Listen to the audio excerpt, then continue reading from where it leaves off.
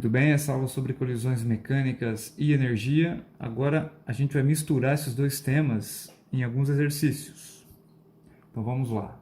Da aula passada, falei para vocês, que em todos os tipos de colisões, onde a gente despreza as forças externas que atuam no meu sistema, a quantidade de movimento do sistema é conservada. Então você calcula a quantidade de movimento inicial, você acha um número, e esse número permanece o mesmo no final, depois que o sistema interage. A gente fez um monte de exemplo. E na aula de hoje a gente vai focar um pouco mais na energia cinética dos sistemas.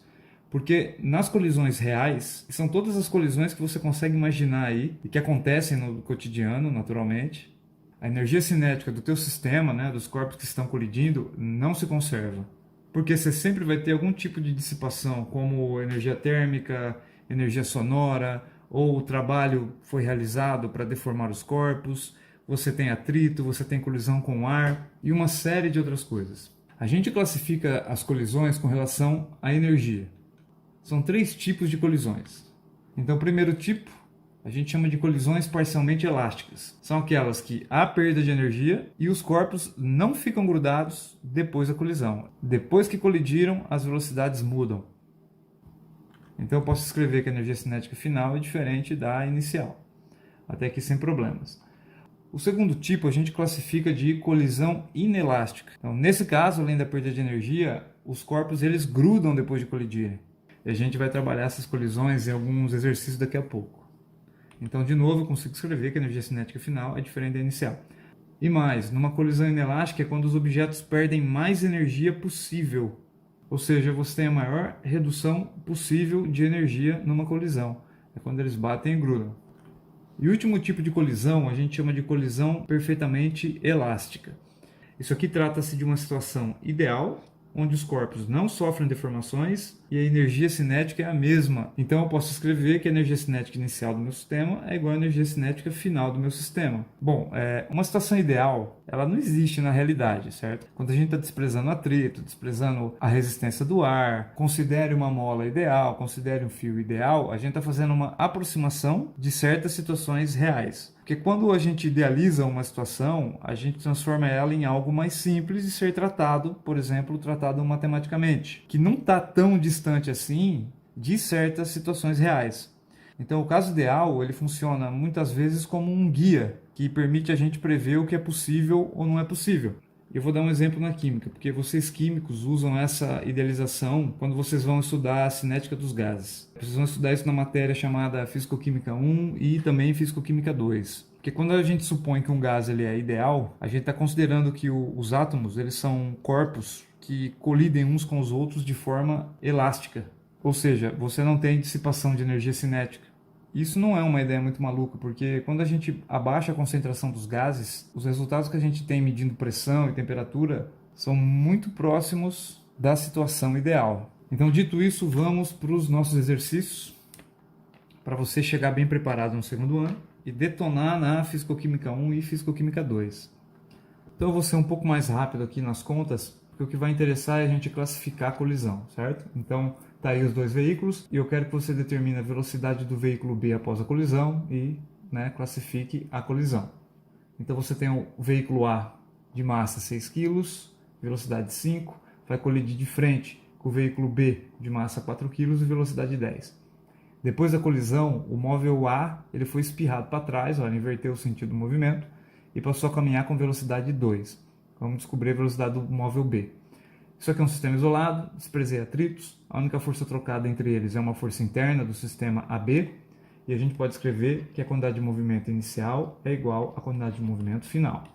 Então no início eu tenho 2 corpos, e eu vou escrever aqui a quantidade de movimento de cada um, quantidade de movimento do móvel A, mais quantidade de movimento do móvel B, igual. Depois da colisão eu continuo tendo 2 corpos, quantidade de movimento do móvel A depois da colisão, velocidade A diferente, V a linha, mais quantidade de movimento do móvel B depois da colisão, velocidade que eu quero descobrir, VB'. Colocando os valores aqui, toma cuidado porque esta velocidade é negativa, menos 10 para esse cara, e esta velocidade do A também é negativa, menos 2 para esse cara. Então, substituindo valores, a gente tem 6 vezes 5 para o A, 4 vezes menos 10 para o B, 6 vezes menos 2 para o A e 4V' para o B. Fazendo as contas, 30 menos 40 desse lado, menos 12 mais 4V' do outro lado.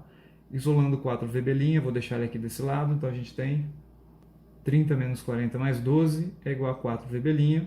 Resolvendo isso aqui, do lado esquerdo 2, do lado direito 4V', o 4 vai passar dividindo e V' vai ser igual a meio metro por segundo. Velocidade positiva, então depois da colisão, o B ele voltou com velocidade de meio metro por segundo. Então os dois eles espirraram, voltou cada um para o seu lado de onde eles vinham vindo, cara. Essa pancada foi forte.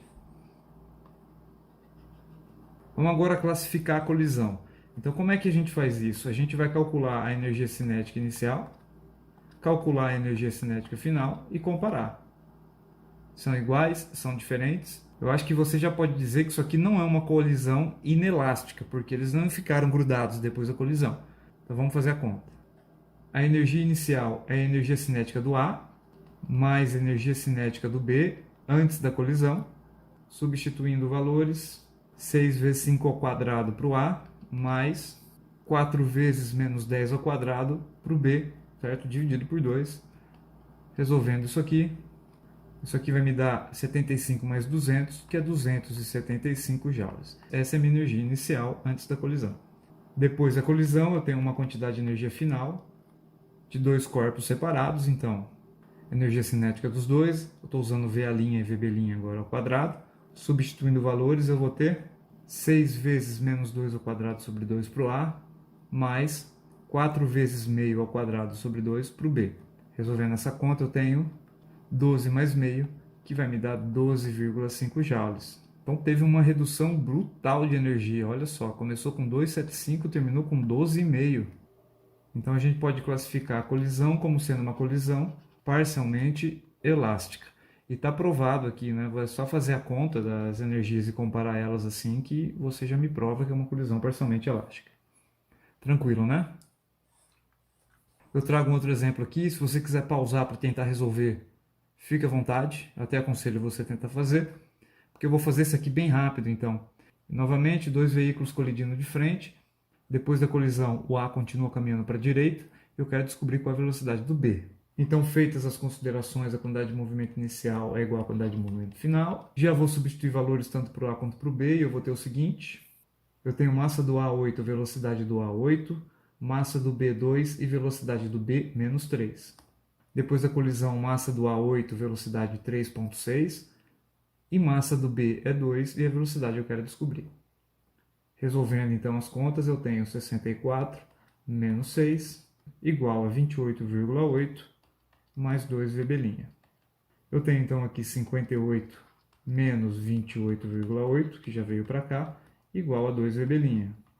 Meu VB' vai ser igual a 29,2 dividido por 2, então VB' é igual a 14,6 metros por segundo.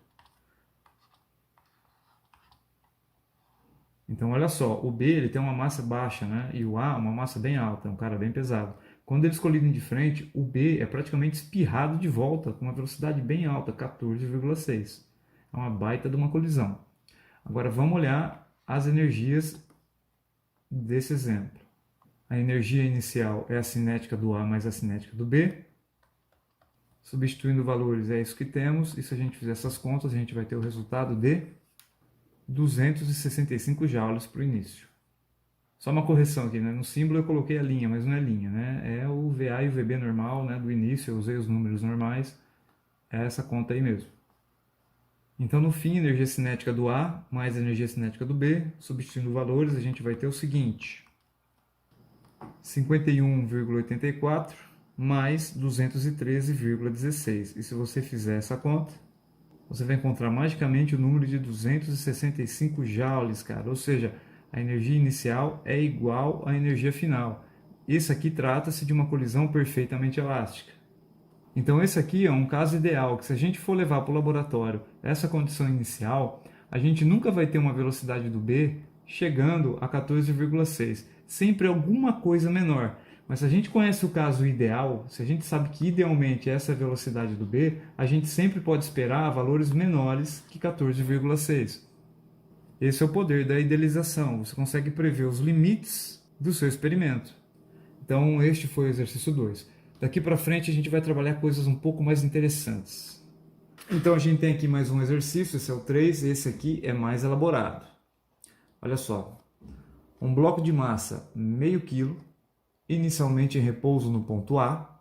Então, a gente está falando desse sujeito. Você pode chamar ele de bloco A, sem problema, certo? Está lá no alto da montanha. Ele é largado de uma altura de 0,8 metros. 0,8 metros medido em relação ao solo.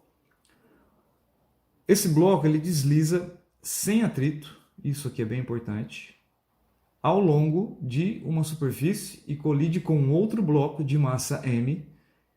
Massa M é meio quilo, né? Porque esse M, esse símbolo, se esse símbolo representa meio quilo, esse aqui também tem que representar meio quilo. Então, ou seja, eles têm a mesma massa. São dois blocos de mesma massa. E esse bloco que está lá embaixo, ele está inicialmente em repouso no ponto B. Daqui, você pode chamar ele de bloco B. Então, o que vai acontecer? Você põe o cara aqui em cima, solta ele, ele começa do repouso, desliza sem atrito, colide com esse cara aqui. Determina a velocidade dos blocos após a colisão, considerando colisão inelástica. E aqui ele já deu a dica para nós. Você sabe que uma colisão inelástica é aquela em que os corpos batem e grudam. Enfim. Tá, e daí? E daí que para resolver esse tipo de coisa, você tem que ir por partes. Porque não adianta nada você ir direto para a colisão, porque antes da colisão, o camarada que estava lá no alto, ele vai estar aqui, andando para cá. Você não conhece a velocidade dele antes da colisão. Você não tem essa informação e você quer calcular a velocidade depois. Não tem como fazer essa conta. Então, o primeiro passo é calcular esta velocidade desse bloco antes da colisão. E para fazer isso, você vai comparar as energias, lá no alto e aqui embaixo.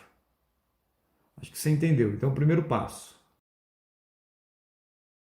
é calcular a velocidade do corpo A antes da colisão. E para fazer isso, você vai comparar a energia. Que energia que ele tem aqui no alto? Ele só tem energia potencial da gravidade. Ele não está em movimento, ele não está preso a nenhuma mola. Essa quantidade de energia vai ser igual a toda a energia que ele tem aqui embaixo antes de bater, antes da colisão, que é apenas energia de movimento, nossa famosa energia cinética, mVA² sobre 2.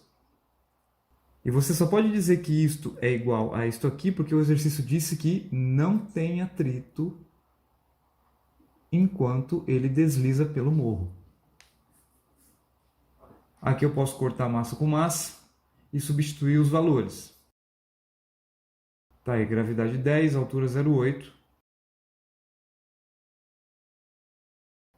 Então 10 vezes 0,8 é 8, passo 2 multiplicando, está aqui. Então desse lado eu tenho 16 igual a VA². Então se eu extrair a raiz quadrada, eu vou escolher a raiz positiva, mais 4 metros por segundo. Essa é a velocidade com que o A chega no solo antes de colidir com o B. Muito bem. Agora, no segundo passo, a gente pode tratar a colisão propriamente dita. Então, na colisão, eu posso dizer que a quantidade de movimento se conserva. A quantidade de movimento antes da colisão é igual à quantidade de movimento depois da colisão. É assim que eu escrevo. Então, antes da colisão, eu tenho dois corpos. Eu tenho um MA com velocidade VA, eu tenho um MB com velocidade VB. E depois da colisão, eu sei que eles passam a andar unidos, porque o exercício me informou que a colisão é inelástica.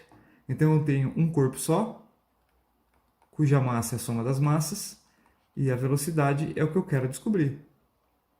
Substituindo valores, então.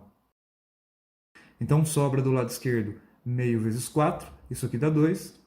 E do lado direito, 1 vezes v, ou seja, velocidade é de 2 metros por segundo desses corpos que passam a andar grudados.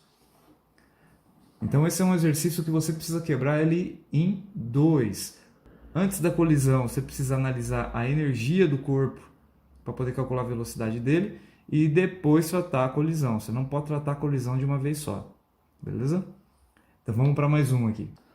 Ó, esse parece bacana, esse parece legal. Então exercício 4, o bloco A, esse sujeito, de massa 25 quilos, é um belo bloco, bem pesado.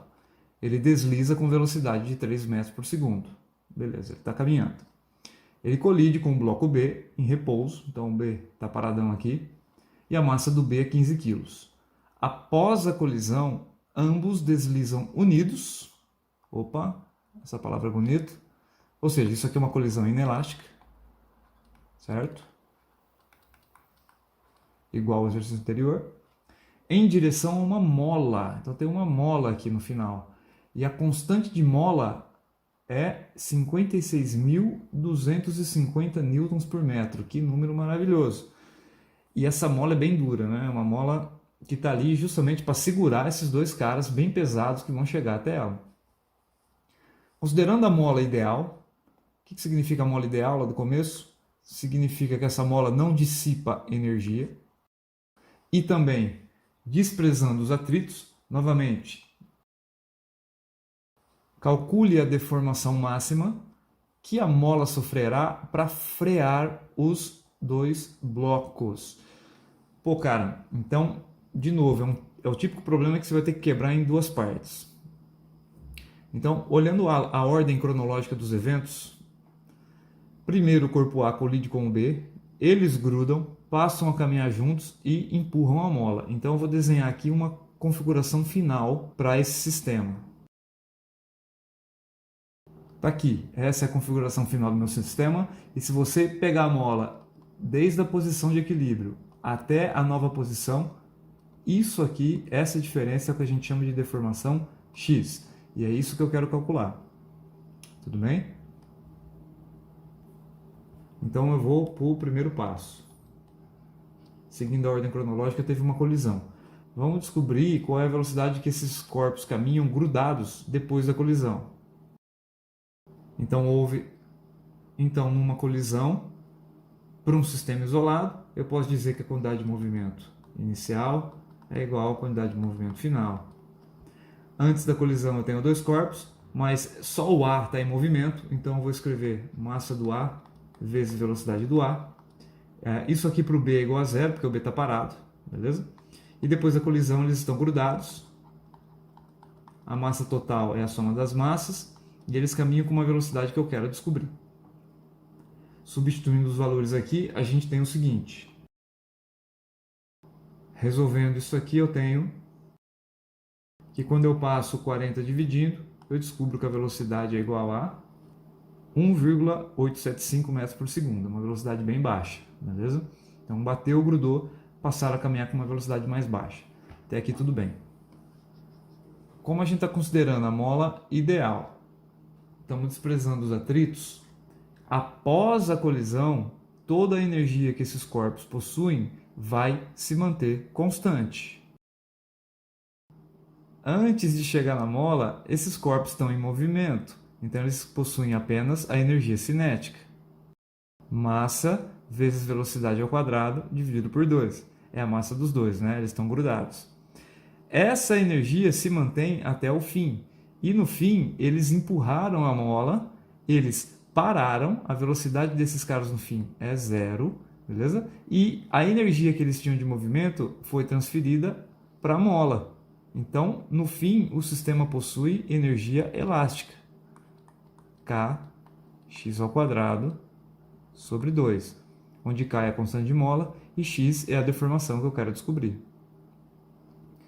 Aqui eu posso cortar 2 com 2, substituindo todos os valores que eu tenho. É essa a conta final que eu preciso resolver, então eu preciso de algum espaço aqui. Tá, mas acho que cabe mais uma linha aqui embaixo. Então, fazendo essa conta, eu tenho... Beleza, agora eu preciso de espaço. Para terminar a conta, você vai passar esse grande número aqui, dividindo o camarada aqui do lado. Vamos puxar uma seta para cá e terminar essa conta aqui. Fazendo em amarelo, então. X ao quadrado vai ser igual. Então, x ao quadrado vai ser igual a 0,0025. E se você tirar a raiz quadrada desse número, ficou muito apertado, né? Você vai descobrir que o x é igual a 0,05 metros, ou seja, 5 centímetros. É o quanto essa mola se deforma para segurar esses dois corpos. E aí, você acha difícil esse tipo de exercício? Na lista vai ter vários desse tipo, tá? E a prova vai ser inteira em cima dessa mistura, quantidade de movimento e energia. Aqui eu encerro toda esta parte dos princípios de conservação, tanto da energia quanto da quantidade de movimento. Com elas a gente já consegue trabalhar muita coisa, mas muita coisa mesmo. E pessoal, na disciplina de Física 1 até agora, vocês viram ferramentas importantíssimas do curso. Então, até a próxima aula, espero que vocês estudem. Tirem as dúvidas comigo na quinta-feira, tá? Estou esperando vocês lá. Grande abraço.